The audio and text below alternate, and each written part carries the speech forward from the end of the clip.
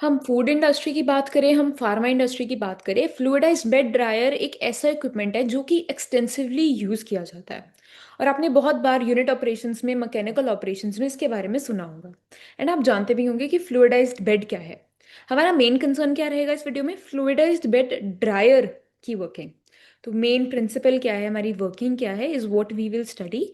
So hello everyone, welcome back to food techno hub. We will understand about food fluidized bed dryer.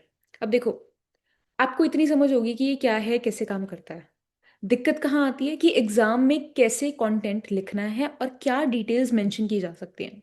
So this video is going to be very important अगर आप seriously अपने exams में अच्छा perform करना चाहते हो। I will discuss everything in detail with you. So stay tuned till the end and let us start. देखो, PYQs की बात करूं तो अगेन क्वेश्चन आपसे पूछा जा सकता है, प्रिंसिपल क्या है, कंस्ट्रक्शन कैसे रहती है, एडवांटेजेस डिसएडवांटेजेस क्या है, और what are the foods associated, या फिर इसकी एप्लीकेशंस क्या रहेंगी। ठीक है, तो हम इन सबको स्टेप बाय स्टेप समझेंगे। सबसे पहले तो फ्लूइडाइज्ड बेड ड्रायर है क्या।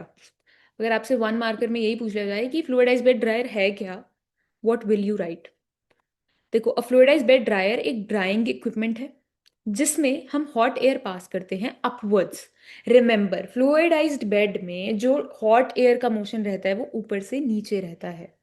It upwards through a bed of moist solid particles at sufficient velocity to suspend them. अब देखो, नाम में फ्लूइडाइज्ड बेड है मतलब फ्लूइडाइजेशन हो रही है, यानी कि जो हमारे सॉलिड पार्टिकल्स होंगे वो उस सिलेंड्रिकल कॉलम में सस्पेंड हो रहे हैं because of the flow of air. ठीक है, हम वीडियो के थ्रू भी से समझेंगे कि क्या कैसे प्रोसेस हो रही है। In the definition you will mention all these points. ठीक है, जिसकी वजह से एक रैपिड और यूनिफॉर्म ड्राइंग हो रही है। प्रिंसिपल क्या है फ्लूइडाइज्ड बेड का? अब देखो, fluidization is the principle of fluidized bed. हो क्या रहा है, एक हॉट एयर पास हो रही है upwards through a bed of moist particles, जिसकी वजह से वो मॉइस्ट पार्टिकल्स सस्पेंड हो रहे हैं। और सस्पेंशन होने का पर्पस क्या है, एडवांटेज क्या है? कि सरफेस एरिया कॉन्टैक्ट इंक्रीज होगा जिसकी वजह से हीट ट्रांसफर और मास ट्रांसफर रेट इंक्रीज होगा।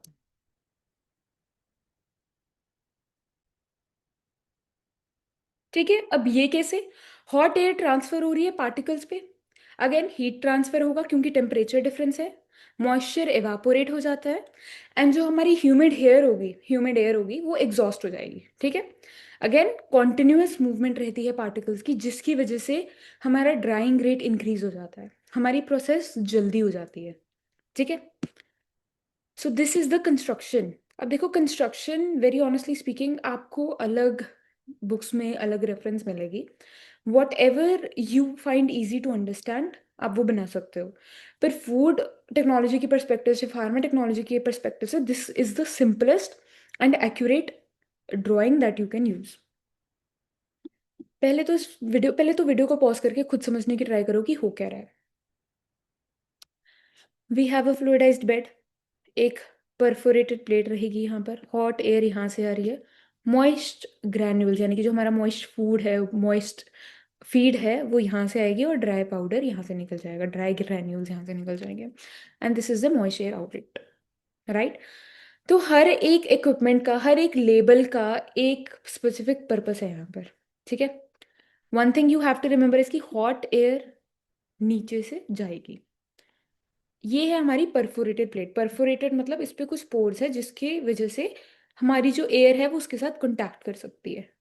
ठीक है, अब पहला है कंपोनेंट हमारा एयर ब्लोअर, जिसकी वजह से हमारी एयर वेलोसिटी हम कंट्रोल कर रहे हैं। फिर एयर फिल्टर रहता है। अगेन, हम चाहते हैं कि जो भी हमारी हॉट एयर कांटेक्ट में आए, अगर ये फूड है या कोई फार्मास्यूटिकल है, again we have to ensure कि वो एक हाइजीनिक कंडीशंस में प्रोसेस टेक प्लेस हो। विच इज़ वाई वी, जो हॉट एयर है उसकी एंट्री से पहले भी इंश्योर कि हमारी एयर फिल्टर्ड है, उसमें कोई डस्ट नहीं है, कोई कंटामिनेंट्स नहीं है। फिर हम उस एयर को हीट करते हैं to 50 to 120 degrees, depending on की प्रोडक्ट क्या है, फार्मास्यूटिकल क्या है। फिर आता है हमारे पास चेम्बर, जिसकी वजह से दैट इंश्योर्स की यूनिफॉर्म डिस्ट्रीब्यूशन हो रही है हॉट एयर की।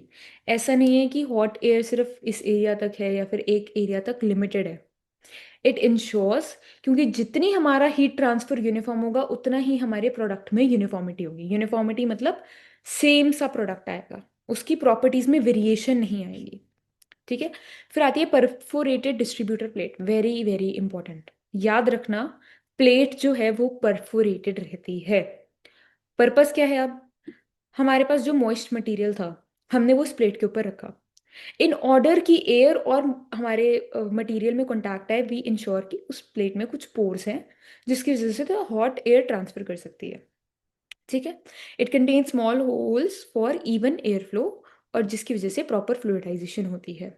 ड्राइंग चेंबर में अगेन हमारे मॉइस्ट पार्टिकल्स कंटैक्ट में आते हैं हॉट एयर से, और उनका मॉइस्चर का इवापोरेशन हो जाता है।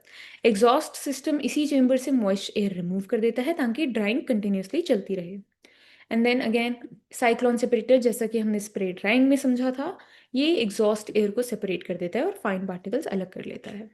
अब वर्किंग, सी वर्किंग आपसे एक सेपरेट क्वेश्चन की तरह भी आ सकती है कि explain the working of fluidized bed dryer, या फिर आ सकता है compare the working of fluidized bed dryer and spray dryer.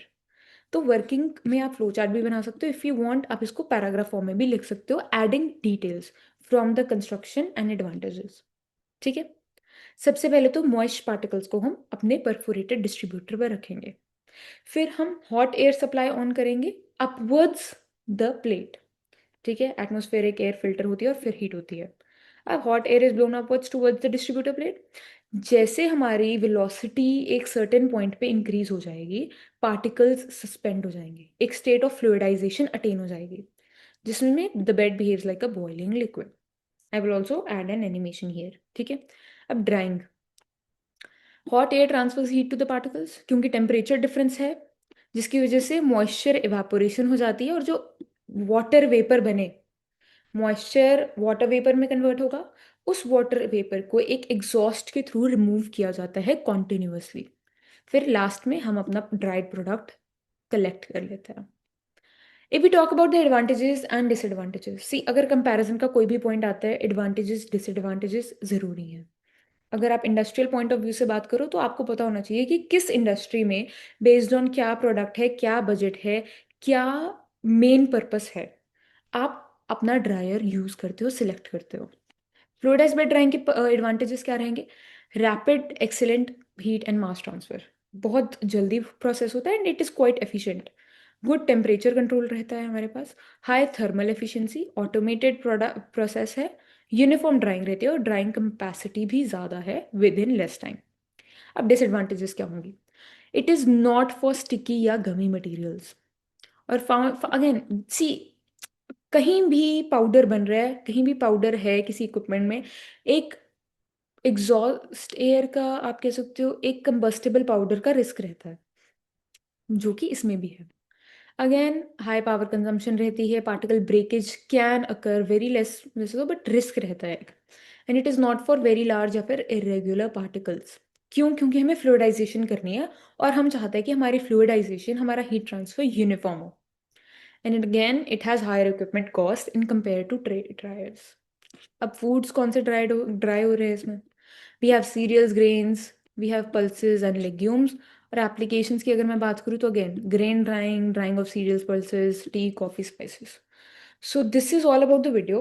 The main purpose is कि अगर आपको एग्जाम में 5 नंबर का क्वेश्चन आ जाए फ्लूइडाइज्ड बेड पे, तो आप उसकी वर्किंग प्रिंसिपल समझा सकते हो, कंस्ट्रक्शन समझा सकते हो, advantages, disadvantages and the applications. So in case you have any doubts in this topic, feel free to ask in the comment section. We can discuss it more.